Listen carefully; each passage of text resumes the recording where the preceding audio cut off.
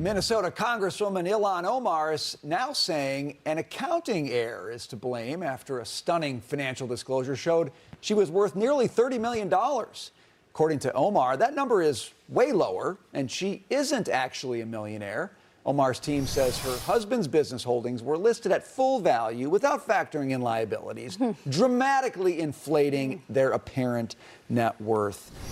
This one does not hold water for me, Jackie. I don't either her accountant should not be an accountant, or her accountant is not an accountant, because you don't make mistakes like that. Nope. When you're an You accountant. have an accountant. You have lawyers. You are submitting paperwork to Congress. This is not a joke. This is not an area for a blunder. She now is claiming not only was his statement of net worth a mistake between 6 and 30 million, but that Omar now reports a net worth between roughly 18,000 and 95,000. That's a pretty dramatic. It wasn't just a rounding error. 30 million to 18,000. So you had people making the rounds this weekend talking about this story and saying, you know, her constituents should fire her. She should be ousted from Congress. I think both. I think she should be put in jail for lying. I think an investigation needs to be done into what exactly happened here and what her husband's businesses are worth and where that money came from. Because I'm not convinced, given what's happened in Minnesota,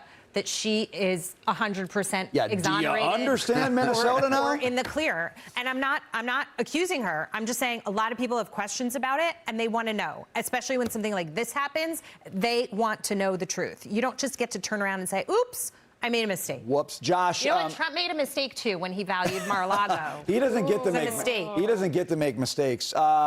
Okay, Josh, you're a numbers guy. You just call it as you see it. Okay, so look, the accountant did his math, forgot the liabilities. You know, it's a little thing. Yeah. Went and fixed that. Do you buy any of this as an honest mistake? I think just looking at the numbers, something happened here. To go from a range of 6 to 30 million to now be in a range of 18,000 to 95,000, we're just not even really talking about the same universe here. When we think about total assets that someone could have, that those are just kind of different worlds. So how could you file something or not know it was filed under your name with that much money on it, saying that you have that and like that much she had to sign it, I'm sure. Like, did you read it? Well, so that's my bigger question. Okay, you say what she says. Because she's not directly involved in those businesses, she didn't look at it. Maybe she signed, but maybe she trusted her husband. I'm not concerned. That's not really my business. It's my husband, so I'm not involved.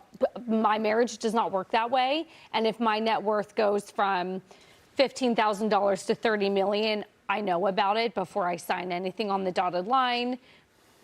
So yeah, this does not pass. It's not like a permission slip for your kid to come out of school early, right? This is your financial attestations in a public forum where you know everyone's going to come over and it. this creates huge distrust. Yes. Not just with Congress, but for everyone sitting down, looking at these congressional members. This is why limited government, because we don't trust anyone in government because they're not being honest with us. Yeah, and this is what I would say, and Josh probably can relate based on numbers. When the numbers move that much, the trust goes out the door, and they always get worse. They don't get better. If we think back on accounting frauds through the markets, right? When you start digging into the details, it's way worse than it is. So I think this is not over by any stretch. Are you talking about Enron?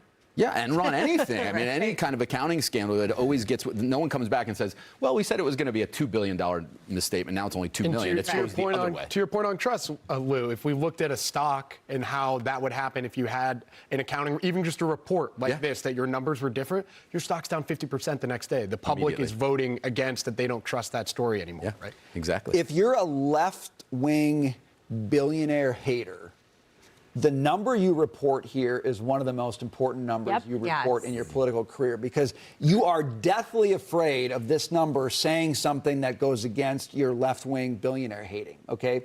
So she saw this number and she thought, looks good to me, I'm going to submit it, and she submitted it, okay? Which tells me, and this might be the biggest problem of all, whether or not she's a liar, I don't know.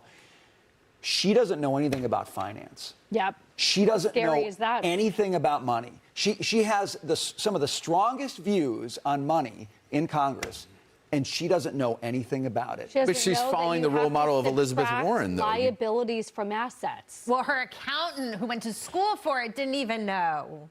She doesn't know how to ask the question of the accountant. Wait a second, you're saying I'm worth 30 million? I don't feel like I'm worth 30 million. And to Did you your point, remember something or forget something? Even scarier, they also go in and list credit card debt, which means there is some, and student loan debt.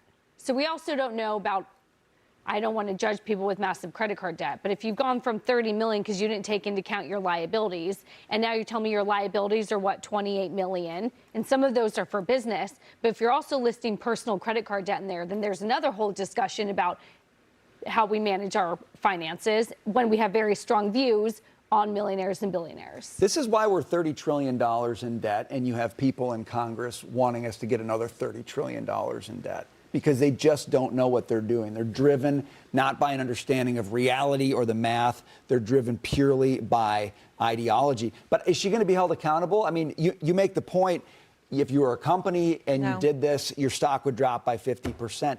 Is her stock dropping at all among her constituents? No.